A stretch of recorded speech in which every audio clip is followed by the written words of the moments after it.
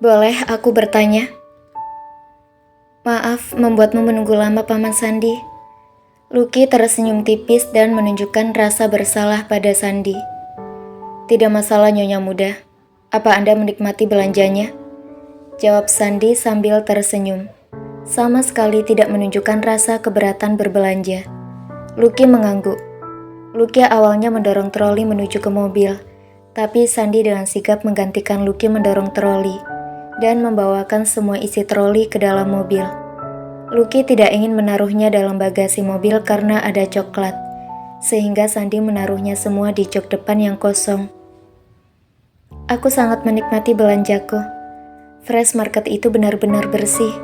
Yang mereka jual juga hanya premium stuff. Semua buah-buah di sana terlihat fresh dan menggiurkan. Rasanya menggelitik perutku untuk menghabiskan semua yang ada di sana. Hahaha.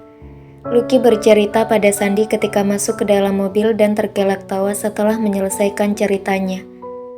Apa yang dikatakan Lucky adalah kenyataan, dan memang Lucky sangat tertarik melihat semua buah-buahan segar di dalam sana.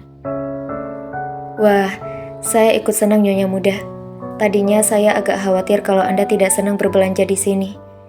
Sandi berbasa-basi dan kini Sandi sudah berani untuk melihat kembali ke kaca spion.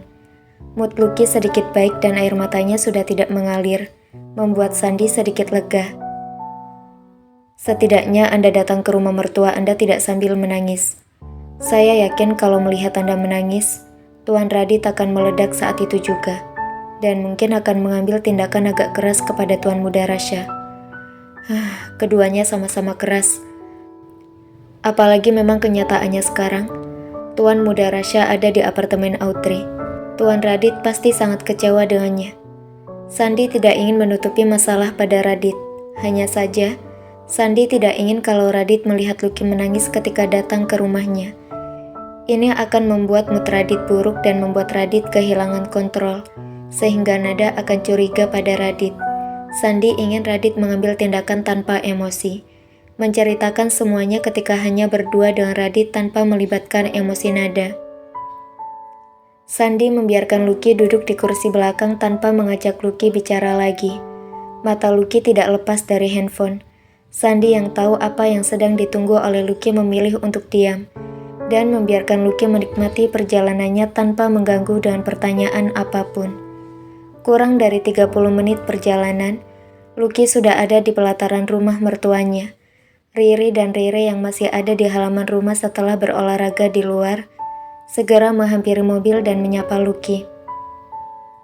Kangen banget aku tuh sama kakak ipar.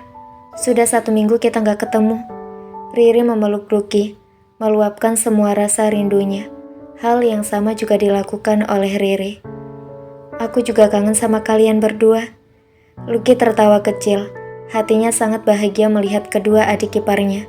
Sedikit rasa kesalnya terobati setelah mendapatkan sapaan dari kedua adik iparnya. Aku bersyukur, setidaknya dengan statusku sekarang aku tidak akan lagi kehilangan keluarga ini. Dan mereka berdua adalah adik iparku yang sesungguhnya, bukan lagi adik ipar pura-pura. Gumam Lucky dalam hatinya. Ini semua karena Rasha. Dia berhasil memisahkan trio pencari jati diri selama 1 minggu lebih. Kita jadi tidak bisa bertemu dan tidak bisa melanjutkan pencarian jati diri kita. Rere nyeletuk dan menunjukkan kekesalannya kepada Rasha. Benar, Rasha udah ngejauhin kita bertiga. Riri menimpali dengan wajah sedihnya. Tapi kan sekarang aku udah ada di sini. Kita sudah bisa melanjutkan lagi pencarian jati diri kita. Gimana kalau kita mulai dengan komik dan make up? Lucky menunjukkan wajah antusiasnya yang membuat kedua kembar sangat senang dan mengangguk setuju dengan apa yang direncanakan oleh Lucky. Mereka lalu mengajak Lucky masuk ke dalam rumah untuk segera naik ke lantai atas dan melakukan misi mereka. Mumpung masih jam 9:30 pagi, ayo cepat kita mulai rencana kita. Seru Rere sangat bersemangat. Nada, apa kabarmu? Radit berteriak dari ruang makan ketika melihat Lucky ditarik oleh kedua anak kembarnya, langsung naik ke atas tanpa menegur dirinya dulu. Nada dan Raditya masih ada di ruang makan. Pagi ini ada yang dilakukan oleh Radit di ruang kerjanya, sehingga dia tidak bisa ikut sarapan bersama dengan dua kembar. Itulah kenapa Radit masih menikmati sarapannya, dan Nada masih menemaninya di meja makan.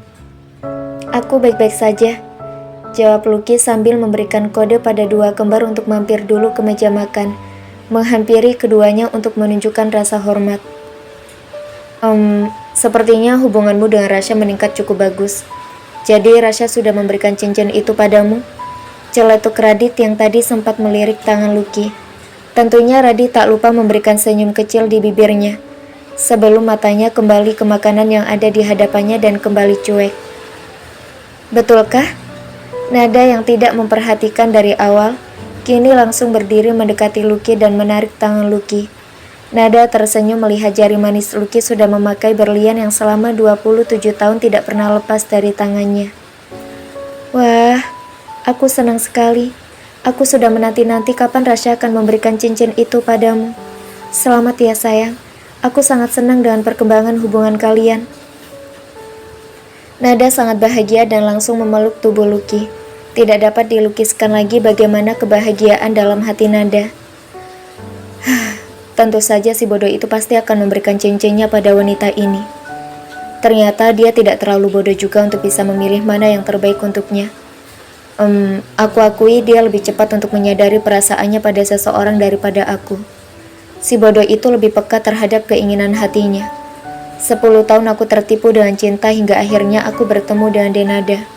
Tapi anakku dalam waktu kurang dari 2 minggu sudah bisa terlepas dari belenggu cinta palsu. Hahaha. Ada rasa bahagia, bangga, dan ketenangan dalam hati Radit saat melihat cincin itu sudah ada di jari Lucky. Dalam 1 minggu ini, Radit sebetulnya sangat gusar ingin mengetahui keadaan Lucky. Tapi Rasha melarang Lucky untuk datang ke rumah mereka dengan alasan sakitnya. Sehingga Radit harus mengalah dan menunggu sampai Rasha mengizinkan Lucky datang ke rumahnya. Aku harap aku benar-benar wanita yang pantas mengenakan cincin ini, Mama. Jawab Lucky malu-malu sambil tertunduk dan meneteskan air mata. Hei, jangan menangis sayang, kamu memang pantas mendapatkan cincin itu. Aku sengaja memberikannya kepada Rasha karena aku ingin dia memberikan cincin itu kepada wanita yang sangat dicintainya. Dan sekarang, aku yakin kalau dia sangat mencintaimu. Aku sangat senang karena Rasha memilihmu. Sudah 1/2 bulan ini aku sangat khawatir tentang siapa yang akan dipilih olehnya. Sejujurnya aku sangat berharap Rasha memilihmu, bukan hanya karena ada bayi di dalam rahimmu, tapi juga karena dia sangat mencintaimu. Nada mencoba untuk meyakinkan Lucky dengan banyak sekali kata-kata manisnya yang cukup menghibur hati Lucky. Aku tidak menangis karena cincin ini, tapi aku menangis karena aku merindukan Rasha. Sampai saat ini, dia belum juga memberi kabar padaku. Dari tadi aku sudah bolak-balik melihat handphoneku mencoba menunggu kabar keberadaannya. Aku sangat merindukannya. Padahal kami belum 1 hari berpisah, tapi hatiku sangat tidak tenang. Aku ingin sekali melihat wajahnya. Lucky memang sedih dan khawatir dengan cincin yang melingkar di jarinya. Tapi itu tidak membuat Lucky menangis. Penantiannya menunggu kedatangan Rasha lah yang membuat hatinya bergejolak. Sudah lebih dari 12 jam kepergian Rasha, Lucky belum juga mendapatkan kabar dan ini sangat mengganjal hati Lucky. Apa aku cerita saja pada Papa ya? Aku tidak mungkin menceritakannya kepada Papa, karena Rasha sudah mengingatkanku bahwa kami harus bicara berdua, tidak boleh melibatkan orang lain. Apalagi saat ini hubunganku dengan Rasha sudah mulai membaik, dan kami harus percaya satu sama lain tanpa melibatkan orang ketiga. Lucky akhirnya mengurungkan niatnya untuk bicara dengan Radit, dan lebih memilih untuk pamitan, pergi bersama Rere dan Riri ke kamar mereka dengan mengatakan kalau mereka akan melihat anime buatan Riri, dan Rere akan mendandani Lucky. Tentu saja alasan itu diterima oleh Nada dan Radit. Mereka melepaskan Lucky tanpa banyak bertanya lagi. Mereka bahkan tidak bertanya bagaimana keadaan Rasha sekarang atau di mana Rasha sekarang. Kakak ipar, selamat ya. Sekarang kau sudah mendapatkan cincin warisan itu, bisik Riri ketika mereka sudah ada di dalam kamar Riri dan Rere. Iya, selamat. Kami semua di rumah ini menunggu-nunggu kapan Rasha akan memberikan cincin itu padamu. Mama yang sangat ingin tahu dan menanti-nanti cincin itu ada di jarimu. Kau lihat kan bagaimana Mamat sangat bahagia melihat cincin itu melingkar di jarimu kan? Riri memeluk Lucky menunjukkan bagaimana hatinya sangat senang karena sekarang tidak ada lagi kekhawatiran di hati keluarga mereka bahwa Rasha masih meragukan Lucky. Kalian bisa saja. Tapi aku benar-benar merasa kalau aku tidak pantas menggunakan cincin ini. Lucky tertunduk dan hanya memandang cincinnya sambil duduk di tempat tidur Riri. Jangan bilang begitu kakak ipar. Kalau Rasha sudah memberikan itu padamu, berarti kau adalah wanita yang pantas menurutnya sebagai orang yang mendampingi Rasha seumur hidupnya. Kau tidak perlu merasa khawatir. Aku yakin banget kalau Rasha sekarang sangat mencintaimu. Karena dia tidak memberikan cincin itu dari awal kalian menikah. Itu pasti sudah dipikirkan oleh Rasha matang-matang. Rasha itu orang yang penuh perhitungan.